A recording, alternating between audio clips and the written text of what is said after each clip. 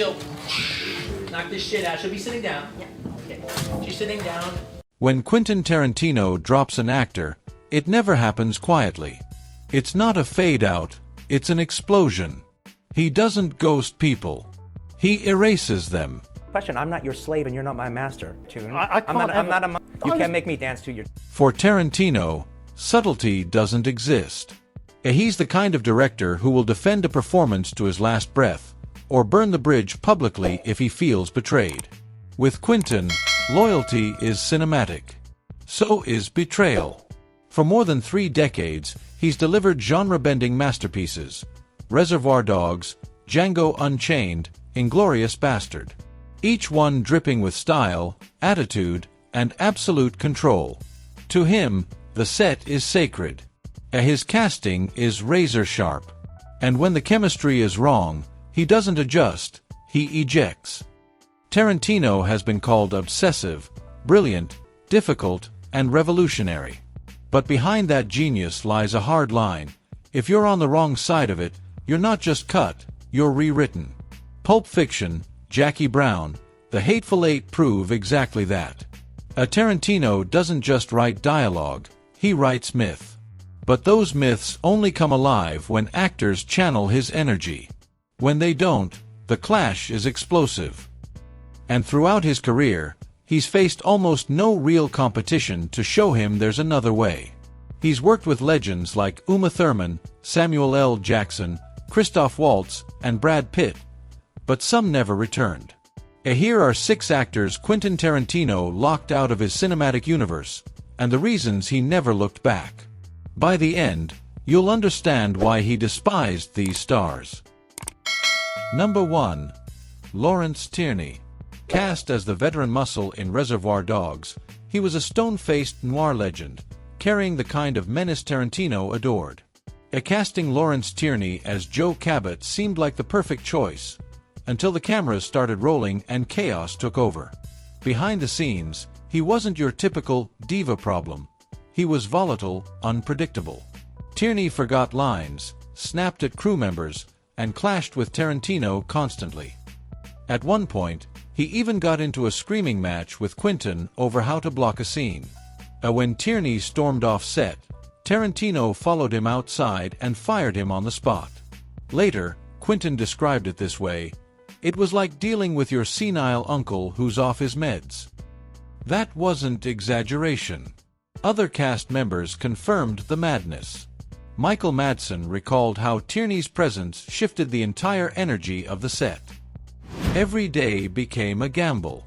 Could they get through a scene before Tierney exploded? For Tarantino, a perfectionist who thrives on precision and energy, it was impossible. He was only 29, directing his very first feature, but he didn't hesitate. Firing Tierney wasn't just a production call. It was personal. Quentin had written that character specifically for him. But once the atmosphere turned toxic, Quentin had already cut Tierney out emotionally, long before filming wrapped. After Reservoir Dogs, Tierney never returned to Tarantino's world. No cameos, no phone calls, nothing but silence. For Quentin, that was the kill shot. No drama, just distance. Even as Reservoir Dogs became a cult classic, Tarantino never mentioned Tierney in his reflections. No anecdotes. No tributes. Just a missing piece. As if Tierney had erased himself from Tarantino's history by crossing a line the director carved not in sand, but in concrete. And once you're on the wrong side of that concrete, you stay there. Number 2. George Clooney. On paper, Clooney and Tarantino looked like natural allies. They teamed up for From Dusk Till Dawn, a vampire crime mashup that gave Clooney his first breakout movie role and let Quentin flex his muscles as screenwriter and co-star. The film became a cult classic, but their partnership never grew. And the reason wasn't hidden in whispers, it was said outright. Years later, Tarantino flatly declared, "George Clooney is not a movie star." No nuance. No softening. Just a direct hit. He didn't just question Clooney's stardom, he doubled down, daring people to name a single Clooney masterpiece after 2000. Clooney didn't ignore it. He admitted the remark irritated him, then defended his work, pointing to Ocean's 11, Syriana, and Michael Clayton as proof. But by then, the respect was broken. Tarantino's criticism wasn't casual. He's a purist. He values actors who vanish into their roles, not those who carry red carpet charisma into every frame. To Tarantino, George Clooney represented Hollywood polish. Safe, marketable, slick. Not dangerous. Not raw. Not the kind of presence that belonged in Tarantino's gritty world of blood, vengeance, and chaos. After From Dusk Till Dawn, Clooney never showed up in Quentin's orbit again. No cameos. No scripts. Not even whispers of a reunion. And given how often Tarantino recycles his cast, pulling the same actors across decades, that silence spoke volumes. Clooney moved forward. His career skyrocketed. Oscars, directing, franchises. But in Tarantino's vocabulary, his name vanished. When asked about it in interviews, Quentin never wavered. No apologies. No nostalgia. Just a wall of silence laced with quiet disdain. In an industry where relationships are currency, Clooney wasn't clashed with, he was cut out. Not with spectacle, but with dismissal. And in Tarantino's world, that's harsher than a fight. That's being edited out of the final cut. Number 3. Bruce Willis. When Pulp Fiction exploded onto the scene in 1994, it revived careers. Pulp Fiction redefined cool and pushed independent cinema into the mainstream. For Bruce Willis, it was a lifeline. His career had been drowning in box office and critical failures. Color of Night, Striking Distance, Hudson Hawk. Tarantino gave him a comeback, but behind the curtain, sparks never turned into fire. Willis's trademark sarcasm and Hollywood swagger clashed with Tarantino's obsessive, uncompromising style. For Quentin, every script is sacred, every word, every beat locked in place. Willis, used to improvising and dominating sets, didn't always follow that rhythm. He brought star power. Tarantino wanted submission. Crew members described the tension as heavy and unavoidable. To Quentin, Willis seemed unreliable, too aware of his own image, not the kind of actor who could disappear into character. While Travolta and Jackson became lifelong Tarantino allies, Willis remained on the outside. No bond, no repeat collaborations. Even years later, Quentin rarely speaks his name. He praises the Pulp Fiction ensemble, but his words always circle around Willis, never landing on him. It isn't open hostility, it's erasure.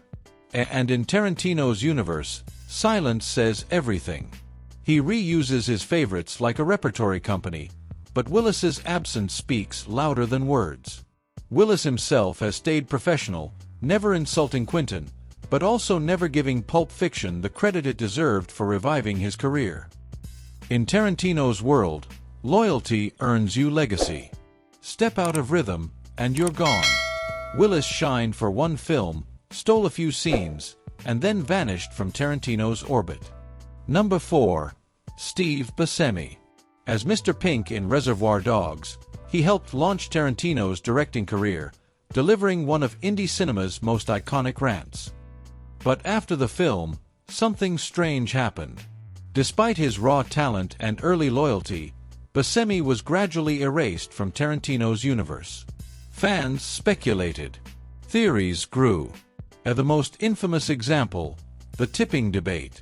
In the opening of Reservoir Dogs, Buscemi's character delivers a sharp rant on why he refuses to tip waitresses. Society says don't tip these girls. They're just doing their job. It became one of the film's most memorable lines. But whispers from the set suggest it wasn't just a scripted moment. According to crew accounts, the dialogue may have been inspired by Buscemi himself. Off-camera, he'd voiced similar views, and Tarantino didn't appreciate it. Years later, assistants recalled Quentin half-joking, If Buscemi ever wants back in one of my movies, he'll be playing a waiter. Except it wasn't really a joke. That part never came. And when asked why Buscemi wasn't cast in Pulp Fiction or Kill Bill, Tarantino dismissed it bluntly. Sometimes people get one shot. That's it.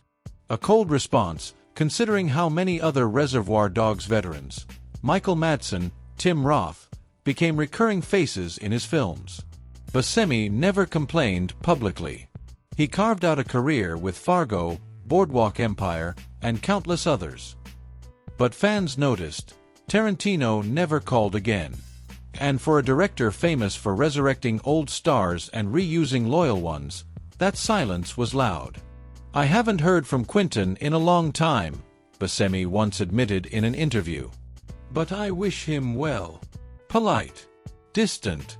In Tarantino's world, grudges don't always explode. Sometimes they fade quietly, until one actor's name is erased from the casting board, never to return. A number 5. Spike Lee. This wasn't creative tension, it was a public brawl. Two giants colliding over race, authorship, and who has the right to tell which stories. A Spike Lee never bites his tongue.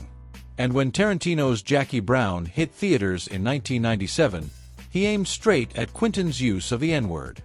"I'm not against the word," Lee said. "I use it. But Quentin is obsessed with it. What does he want to be? An honorary black man." It wasn't just critique, it was an attack on Tarantino's entire storytelling style. A Tarantino didn't hold back. His response was blunt, cutting, unapologetic. If Spike Lee can't appreciate Jackie Brown, then I'm sorry for him. He has no right to tell any other artist what they can or cannot say. And then the line that made headlines, "Spike needs to shut the F*** up." Asterisk from that moment, the break was permanent. When Django Unchained premiered, the feud reignited. Lee refused to watch, calling it disrespectful to my ancestors. Tarantino fired back even harder. "I think his problem is that I'm doing it better than he is. He's just mad because I'm making the black movies he wishes he could make." That wasn't disagreement, it was war. And no apologies. No middle ground. And if you look at Tarantino's career, he's worked with nearly every kind of actor, except anyone connected to Spike Lee's circle. Their worlds don't intersect. No panels, no joint interviews, no mutual admiration. That one quote, "He's just mad because I'm making the black movies he wishes he could make," sealed it. Not just offensive. Final. A number 6. Warren Beatty. He was almost the Bill, not just any villain, but the titular Bill in Kill Bill. Quentin wrote the role with Beatty in mind, shaping the character's poetic menace and tragic gravitas around the actor's legendary cool. It was meant to be a reinvention, a comeback. But the collaboration collapsed before a single frame was shot. Warren Beatty sat down with Tarantino, they talked through the role, shaped the character, even sketched its edges, but it fell apart fast. The issue? Control. Beatty, being a director himself, wanted input. Notes. Adjustments. Shifts in tone. But Quentin wasn't looking for a co-author. He was writing a revenge opera, and the vision was his alone. David Carradine, who ultimately replaced Beatty, later summed it up, "Warren was trying to direct the director. Quentin doesn't play that." The tension was immediate and final. Tarantino never trashed Beatty in public, but his restraint spoke volumes. Asked later why the casting changed, his answer was clipped and clear: "It wasn't going to work. I needed someone who understood it wasn't their story." That line told everything. For Tarantino, authorship is absolute. Every frame, every beat, every word is his. Beatty's suggestions weren't collaboration, they were intrusion. And just like that, the role slipped away and landed in Carradine's hands. No announcement, no public drama. Just a quiet swap. Carradine would later say Quentin seemed lighter, almost re-energized, once Beatty was gone, as if a weight had lifted. Beatty, for his part, kept silent. No bitterness, no interviews, no public grudge, just absence. Their paths never crossed again. No panels, no festivals, no second chances. In an industry built on redemption arcs, their clean break was almost shocking. I needed someone who understood it wasn't their story. That's all Tarantino ever said about it. And that was the end of Warren Beatty in his cinematic universe. A conclusion. In Quentin Tarantino's world, it isn't just about talent. It's about trust, loyalty, and complete submission to his vision. Step out of sync, and your name, no matter how legendary, disappears. No rewrites. No reunions. Just silence. A like and subscribe for more untold stories from behind the camera. And tell us in the comments, which actor do you think should be on this list?